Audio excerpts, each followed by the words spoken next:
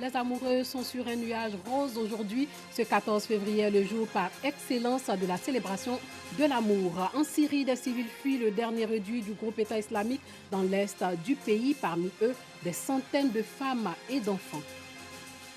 Bonsoir et bienvenue dans le 19h. L'amour, fortement dans l'air aujourd'hui, c'est le jour où cadeaux sortis et mots doux sont à l'honneur. Normal, la Saint-Valentin oblige.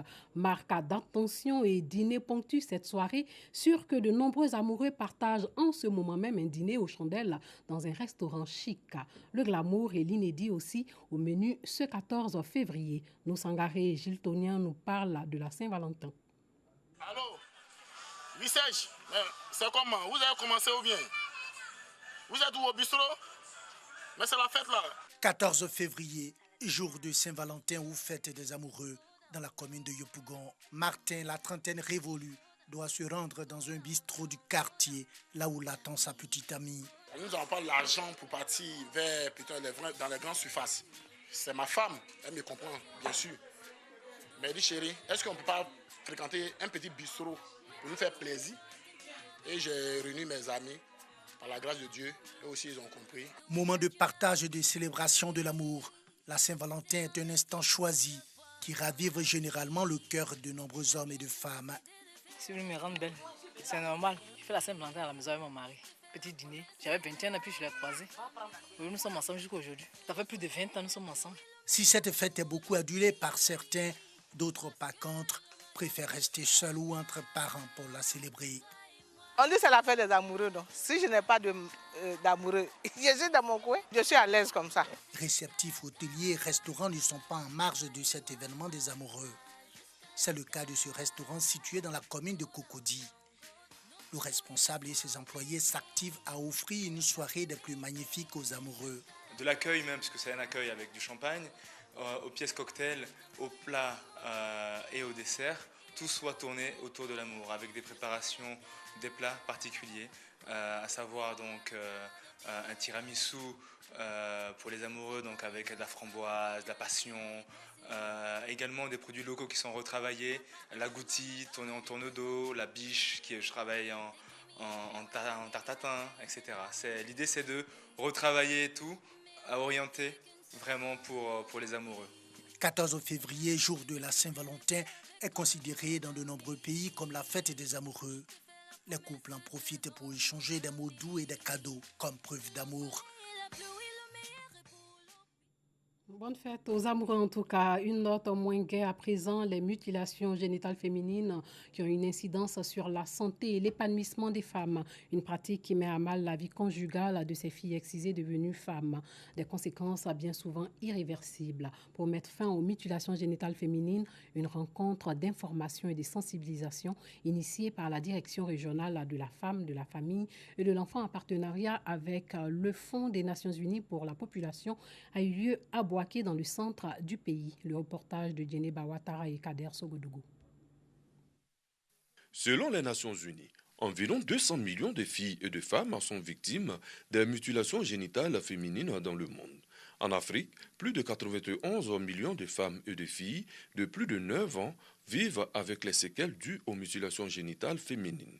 Ces pratiques qui constituent une violation des droits de la femme ont des conséquences lourdes et irréversibles sur la santé physique, mentale et reproductive des victimes.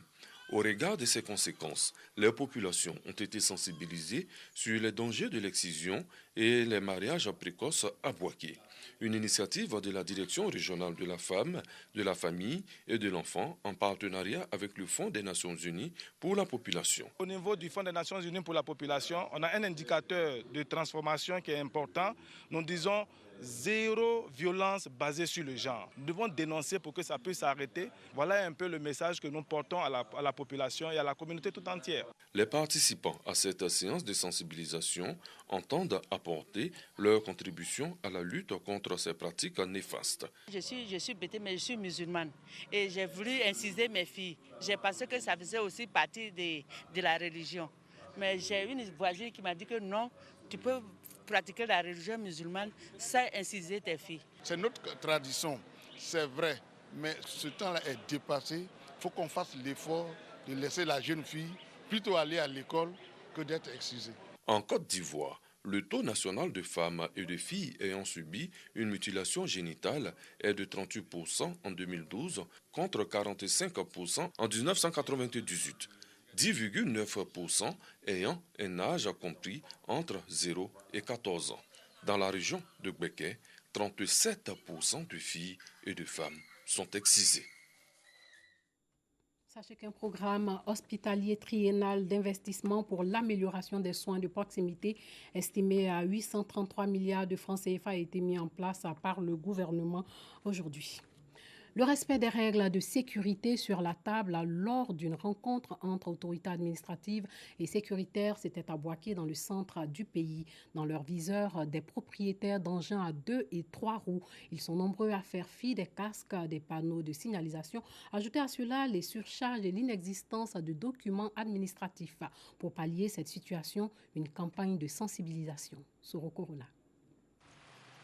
Respect du port des casques.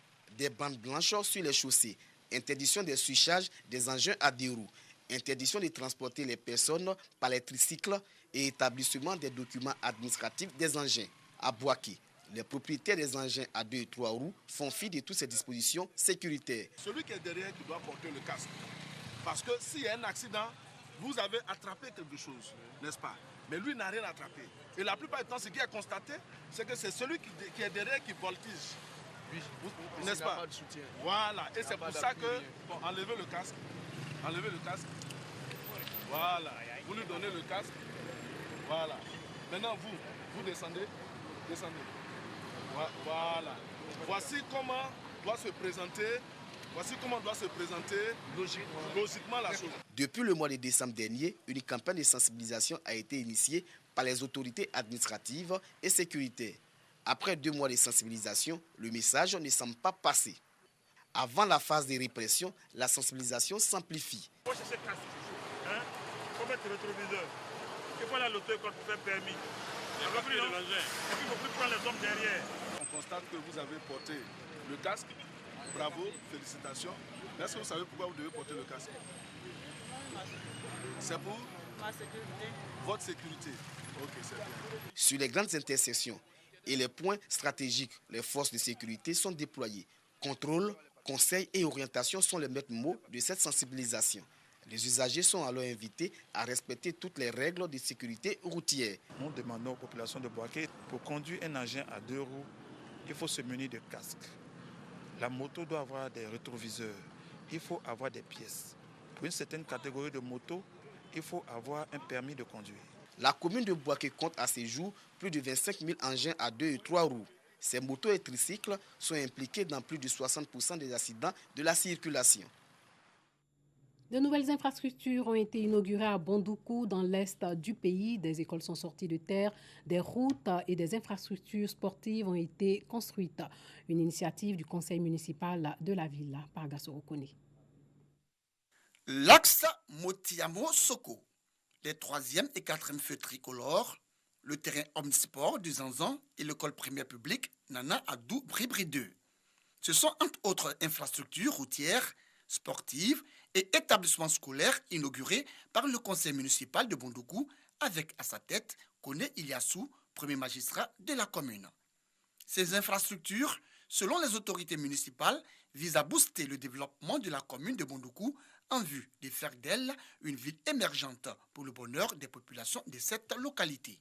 À partir d'aujourd'hui, monsieur l'inspecteur l'IEP, que sur l'entête de tous les documents de cette école soit inscrit le nom de Nana Bribi 2, chef de province Pinango. Interconnecter les villages de la commune entre elles par des infrastructures routières adéquates, permettre aux élèves d'apprendre dans de meilleures conditions en améliorant le cadre de travail, minimiser le risque d'accident en vue d'atteindre 0 accident de la circulation et maintenir les populations en bonne santé en encourageant les activités sportives. Des objectifs chers au maire de la commune et à son conseil. Pour ces infrastructures, ils exhortent les populations à en faire bon usage. Autorités administratives et coutumières, Acteurs du système éducatif et population de Bondoukou saluent les efforts du conseil municipal. Il y a beaucoup d'accidents. Aujourd'hui, il y a des feux. Ça fait que aujourd'hui les accidents sont un peu en bas. Avant, on n'avait pas de route. En allant en Soko, il fallait prendre la piste pour marcher, pour aller vers Soko.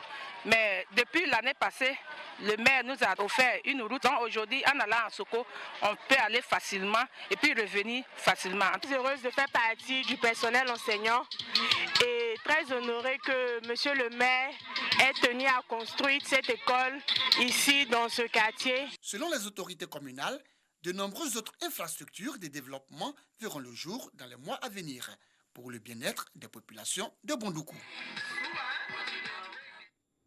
Le projet Une école 5 hectares a déposé sa valise au lycée moderne de jeunes filles de la commune de Yopougon, un projet qui promeut la création de plantations forestières en milieu scolaire et milite en faveur de la préservation du reboisement en impliquant les jeunes dans une séance de planting d'arbres. Le reportage de Clément Bocou. Selon le ministère des Eaux et Forêts, en Côte d'Ivoire, 200 000 hectares de forêt disparaissent chaque année. Un constat alarmant qui oblige le gouvernement à agir au plus vite pour freiner ce fléau. Le projet Une école 5 hectares de forêt vise à promouvoir les plantations forestières en milieu scolaire et améliorer la sécurisation des reboisements en impliquant les jeunes générations. Aujourd'hui, c'est le lycée moderne de jeunes filles de Yopougon qui accueille ce projet. Vous savez que la situation est telle qu'aujourd'hui, il nous faut reconstituer notre couvert forestier à 20% d'ici 2030.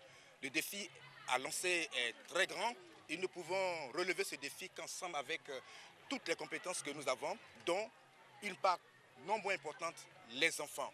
En apprenant ces enfants à participer à la reconstruction du couvert forestier, nous faisons du développement durable. Avec cette activité, notre établissement d'ici 1 an, 2 ans sera vraiment une havre de paix, une école ombragée où il fera vraiment bon vivre et bon à étudier. Nous avons choisi ce lycée d'excellence pour leur permettre de porter l'arbre comme intimité, de leur permettre de promulguer l'arbre quand elles seront aux assises gouvernementales un jour.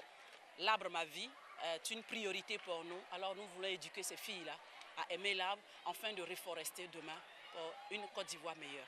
Une démonstration de planting d'arbres a été faite en présence des jeunes filles afin de leur permettre de prendre soin des arbres plantés. Lorsque tu plantes un arbre, ça permet de lutter contre le réchauffement climatique. Ça permet aussi d'avoir beaucoup d'hectares de forêt.